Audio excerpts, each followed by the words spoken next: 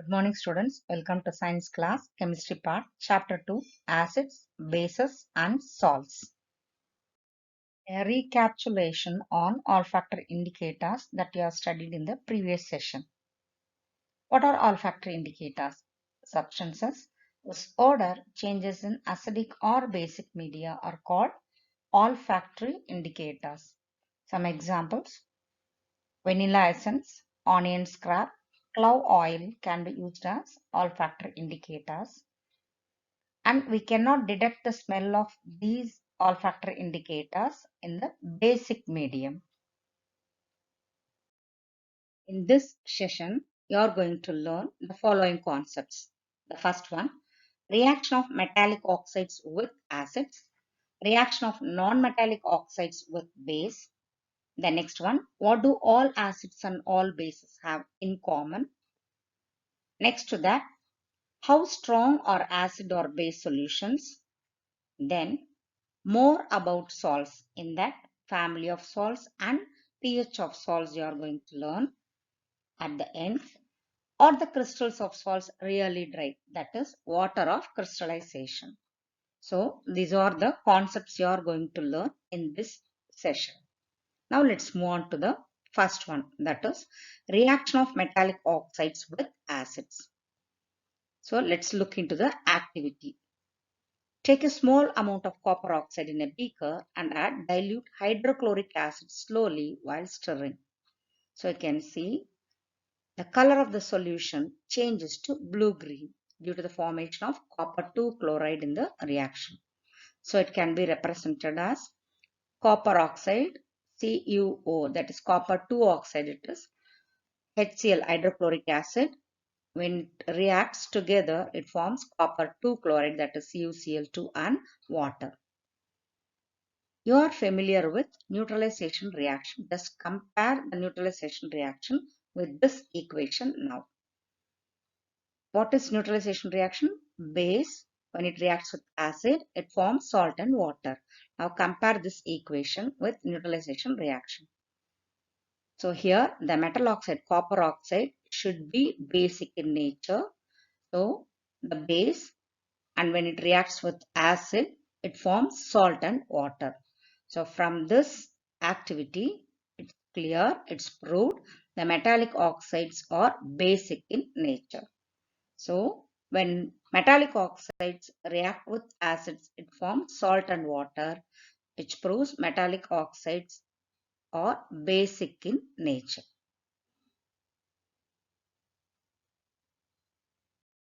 Let's learn the next concept, reaction of non-metallic oxide with base. You know very well, carbon is a non-metal. Carbon dioxide is a non-metallic oxide we have taken in this particular activity. Passing carbon dioxide through the lime water, take small amount of calcium hydroxide, that is the lime water, which is a base, in a test tube, and pass carbon dioxide, which is a non-metallic oxide. The reaction occurs and the solution turns milky due to the formation of the salt calcium hydrogen carbonate. So it can be represented as the chemical equation CaOH twice, that is calcium hydroxide base, plus carbon dioxide, which is non-metallic oxide. When they react together, it forms the salt calcium hydrogen carbonate, which is represented as CaHCO3 twice, plus water. Since this is similar to the reaction between base and an acid, that is a neutralization reaction, you can recall it. It is proved that the non-metallic oxide, carbon dioxide, should be acidic in nature. So in general, we can say when a non-metallic oxide reacts with base, it forms salt and water, and it's proved that non-metallic oxides are acidic in nature. Next concept is about what do all acids and all bases have in common. Already I've learned this in the previous video. It's just a recapitulation. We have seen that all acids have similar chemical properties. The same way, all the bases also have similar chemical properties, which leads to this similarity in properties. Let's do an activity. Fix two iron nails in a cork and place a cork in the 100 ml beaker. Connect the nails to the two terminals of a 6-volt battery through a bulb and a switch. Now, pour some dilute hydrochloric acid in the beaker and switch on the current. Observe what happens. Repeat the experiment with dilute sulfuric acid or with dilute nitric acid or even with a weak acid like acetic acid. When we take any acid in the beaker, what do you observe? The bulb will start glowing in case of acids. So what do we infer from this? Acids produce hydrogen ions, that is H plus aqueous. In other words, we can say hydronium ion, H3O plus ions in solution, which are responsible for the acidic properties. Now, let's repeat the experiment with bases. Now, wash the beaker thoroughly and fill the beaker with any one of the base like sodium hydroxide, potassium hydroxide, or calcium hydroxide, or ammonium hydroxide. Take the solution of a base, or we can call it as alkali. Now fill the beaker with sodium hydroxide solution. Switch on the current. What do you observe? The bulb will start glowing in case of bases, since anions present in the base is hydroxide ion, that is OH minus ion. This suggests that bases produce hydroxide ions, that is OH minus ions in solution, which are responsible for the basic properties. Now, repeat the experiment with glucose or alcohol. Wash the beaker thoroughly and fill the beaker with glucose solution. Now observe what happens. The bulb does not glow in case of glucose or alcohol, which do not conduct electricity due to the absence of ions. So, what can you conclude from the results of this activity? Acids produce hydrogen ions, that is H plus aqueous, or hydronium ion H3O plus ions in solution, which are responsible for the acidic properties, whereas bases produce hydroxide ions, that is OH minus ions in solution, which are responsible for their basic properties. So all the acids have hydrogen ions in common. Similarly, all the bases have hydroxide ions, that is OH minus ions in common. We have learned all the acids produce hydrogen ions aqueous in solution. Similarly, all the bases produce hydroxide ions in solution. Can we judge how strong a given acid or base is? We can do this by making use of universal indicator, which is a mixture of several indicators. The universal indicator shows different colors at different concentration of hydrogen ions in a solution. A scale for measuring hydrogen ion concentration in a solution called pH scale. P in pH stands for potence in German, meaning power. On the pH scale, we can measure pH generally from 0 to 14. The pH should be thought of simply as a number which indicates the acidic or basic nature of a solution. Higher the hydronium ion concentration, lower is the pH value. The pH of the neutral solution is 7. Values, that is the pH value less than 7, represent acidic solution. As the pH value increases from 7 to 14, it represents an increase of hydroxide ion concentration in the solution, that is, increase in the strength of the alkali. Generally, paper impregnated with the universal indicator is used for measuring pH. So, on the pH scale, we can see the values from 0 to 14. 7 is the neutral solution. That is, the pH of neutral solution is 7. pH of the acidic solution is less than 7. That is 7 to 0. So, as the pH value decreases from 7 to 0, the acidic nature of the solution increases due to the increase in the hydrogen ion concentration. The pH of the basic solution is more than 7. That is, as we move from 7 to 14, the hydroxide ion concentration increases. So, as the pH value increases, the hydroxide ion concentration also increases. The stronger will be the base. The strength of acids and bases depends on the number of hydrogen ions and hydroxide ions produced respectively.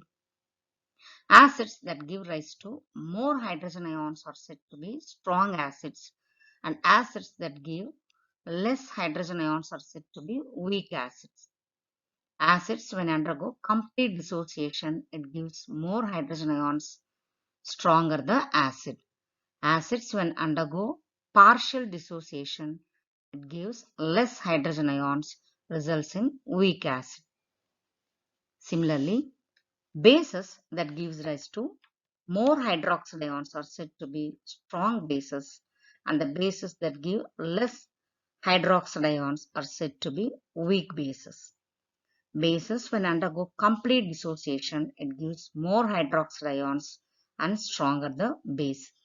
Bases, when undergo partial dissociation, it gives less hydroxide ion, results in weak base. Let's look into the color variation on the pH scale from 0 to 7. At 0, the color is red. As we move from 0 to 14, the color fades to orange, then yellow, then light green, then dark green, then light blue, dark blue, purple, and at 14 it is dark purple. The universal indicator turns red when it is tested with solutions that are strongly acidic, like nitric acid, sulfuric acid, and hydrochloric acid. The universal indicator turns orange or yellow when it is tested with weakly acidic solutions, that is, with vinegar, citric acid, and soft drinks. Some liquids are neither acidic nor alkaline, they are neutral. The neutral solutions turns the universal indicator green. The distilled water, salt solution, and sugar solutions are neutral and shows green color. Now let's move on to the alkaline solutions. Weakly alkaline solutions turns the universal indicator greenish blue, that is soap, baking soda, and ammonium hydroxide solutions. Strongly alkaline solutions turn the universal indicator violet, that is sodium hydroxide and potassium hydroxide.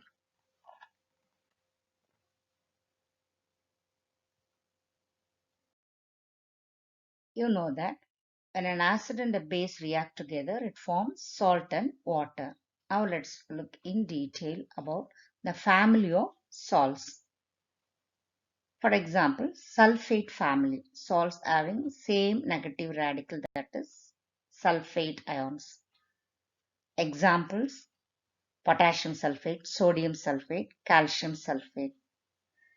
Can you identify the acid and base from which these salts are obtained? For example, potassium sulfate K2SO4 is obtained by the reaction between the acid sulfuric acid H2SO4 and the base KOH, that is potassium hydroxide. Sodium sulfate Na2SO4 is obtained by the reaction between sulfuric acid and sodium hydroxide. Calcium sulfate CaSO4 is obtained by the reaction between sulfuric acid H2SO4 and calcium hydroxide CaOH twice. Now let's look into another family of salt, that is sodium family. salts having same positive radical. Here it is Na plus. Sodium chloride, sodium sulfate, sodium nitrate, sodium carbonate, sodium bicarbonate, sodium acetate. All these salts belong to sodium family.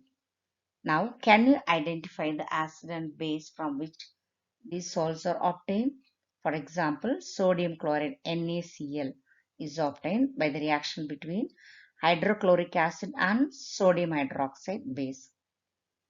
In the same way, sodium sulfate Na2SO4 is obtained by the reaction between sulfuric acid H2SO4 and the base sodium hydroxide NaOH. Similarly, sodium nitrate NaNO3 is obtained by the reaction between the acid nitric acid, that is HNO3, and the base sodium hydroxide NaOH. Another example, sodium carbonate Na2CO3. This salt is obtained by the reaction between the acid carbonic acid H2CO3 and the base sodium hydroxide, that is NaOH. Now let's learn about nature of salts, whether it is acidic or basic or neutral. Salts of strong acid and a strong base are neutral with pH value of 7. For example, the strong acid hydrochloric acid, when it reacts with strong base, that is sodium hydroxide NaOH, it gives the neutral salt, that is NaCl, whose pH value is 7. Similarly, when weak acid reacts with weak base, it also gives neutral salt with pH value is equal to 7. For example, carbonic acid is a weak acid. When it reacts with ammonium hydroxide, it gives a neutral salt, that is ammonium carbonate, whose pH value is 7. Now we'll see another example. When strong acid reacts with weak base, the resulting salt will be acidic in nature. Since the acid is stronger, the resulting salt will be acidic in nature and its pH value will be less than 7. The last example, when weak acid reacts with strong base, the resulting salt will be basic in nature and its pH value will be greater than 7. Are the crystals of salts really dry? Let's learn this concept with a simple activity. Heat few crystals of copper sulfate in a dry boiling tube. The color of the copper sulfate turns to white after heating. Do you notice water droplets in the boiling tube? Where have these come from? Obviously from the salt that we have taken in the test tube. Now add 2 to 3 drops of water on the sample of copper sulfate obtained after heating. What do you observe? The color of that is the blue color of the copper sulfate is restored. So the copper sulfate crystals, which seem to be dry, contains water of crystallization. When we heat the crystals, this water is removed and the salt turns white. If you moisten the crystals again with water, you will find that the blue color of the crystals reappear. The water of crystallization is the fixed number of water molecules present in one formula unit of salt. Here, copper sulfate contains 5 water molecules. That is, 5 water molecules are present in one formula unit of copper sulfate. So, how can we represent this as a chemical formula? CuSO4 with 5H2O. Here we should not use the symbol plus or other symbols. CuSO4 dot 5H2O. Or we can say the chemical name as copper sulfate pentahydrate. Penta means 5. So each formula unit of copper sulfate contains 5 molecules of water. Let's see the other salts which possess water of crystallization. Some examples for the salts which possesses water of crystallization. CuSO4 with 5 molecules of water, that is named as copper sulfate pentahydrate. Since it contains 5 molecules of water, the name has been given as copper sulfate pentahydrate. The next example is ferrous sulfate with 7 molecules of water, FeSO4 with 7H2O. Its chemical name is ferrous sulfate heptahydrate. Hepta means 7. The next example is sodium carbonate decahydrate. Its common name is washing soda. Its formula is Na2CO3 with 10 molecules of water. Na2CO3 10H2O. The other example is gypsum, that is calcium sulfate dihydrate, CaSO4 2H2O. The last example is CuSO4 with half molecule of water. But is it possible to split a water molecule into half? Now let's continue this in the next slide. Plaster of Paris. On heating gypsum at 373 Kelvin, it loses water molecules and becomes calcium sulfate hemihydrate. This is called plaster of Paris, the substance which doctors use as plaster for supporting fractured bones in the right position. Plaster of Paris is a white powder, and on mixing with water it changes to gypsum, once again giving hard solid mass. Here you can see the chemical equation CaSO4 2H2O, that is gypsum. On heating at 373 Kelvin, it gives plaster of Paris or calcium sulfate hemihydrate. Again, on adding water to this, it gets converted to gypsum. Here, half water molecule is shown to be attached as water of crystallization. How can you get half a water molecule? It's written in this form because two formula unit of calcium sulfate share one molecule of water. It is also represented here.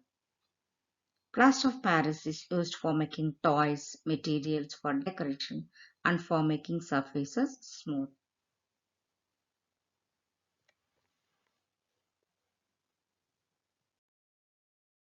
Chapter 2, Acid, Bases, and Salts gets completed. I hope you all understood all the concepts clearly. Thank you.